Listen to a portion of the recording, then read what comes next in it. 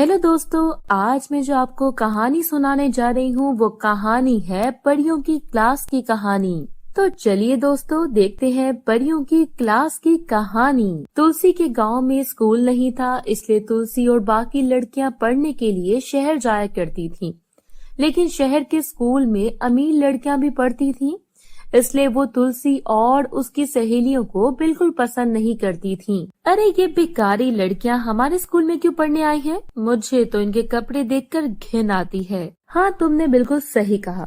Class में इतनी गरीब लड़कियों के साथ बैठना मुझे बिल्कुल पसंद नहीं है। ऐसा कहकर अमीर घर की लड़कियां उन सब का मजाक उड़ाया करती थीं। देखो तो जरा, तुम सब गरीब हो और तुम सब बेकारियों की तरह दिखती हो।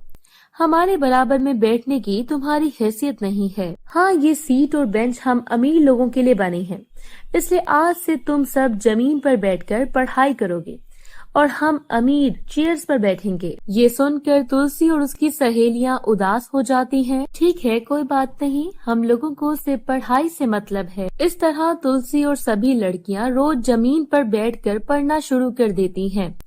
फिर कुछ दिनों बाद एग्जाम होने वाले थे। अगर मैं इस एग्जाम में फर्स्ट आई तो मेरे पिताजी मुझे एक लैपटॉप खरीद कर देंगे। लेकिन ये तो बहुत मुश्किल है। तुलसी और उसकी सहेलियां पढ़ाई में बहुत ही तेज हैं।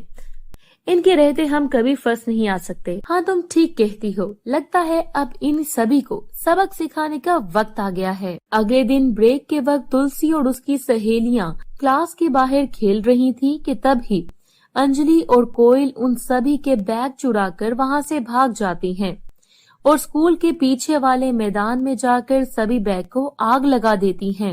दूसरी तरफ अपना बैग ना मिलने के कारण तुलसी और उसकी सहेलियां रोने लगती हैं। अरे, हमारे बैग कैसे चोरी हो गए?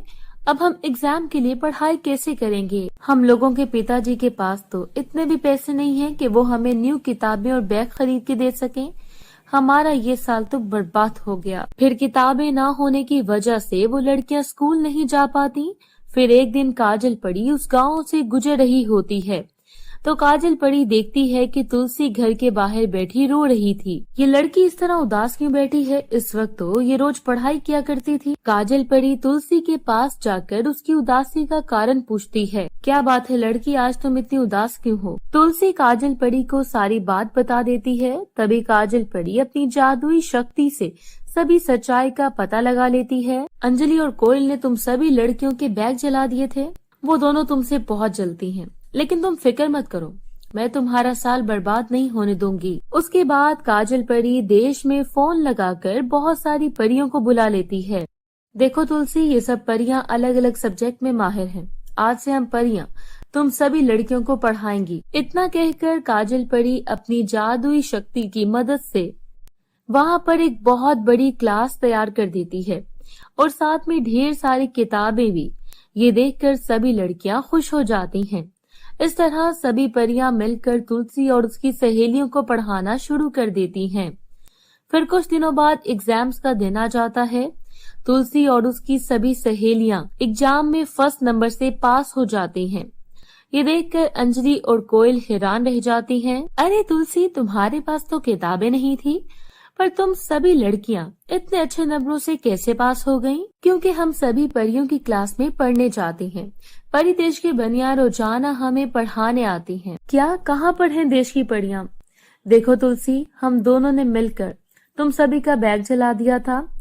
हमने तुम्हारे साथ बहुत बुरा किया, प्लीज हमें माफ कर दो। कोई बात नहीं, मैंने तुम दोनों को माफ किया। क्या हम भी तुम्हारी तरह परियों की क्लास में पढ़ने आ सकती हैं? हाँ हाँ, क्यों नहीं, ये तो बहुत अच्छी बात है।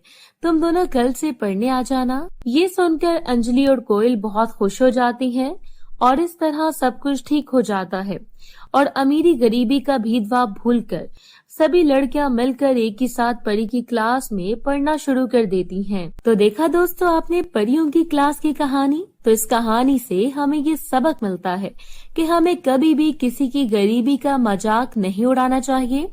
अगर ये कहानी आपको अच्छी लगी हो तो जरूर लाइक करें और हमारे चैनल को सब्सक्राइब भी कर लें।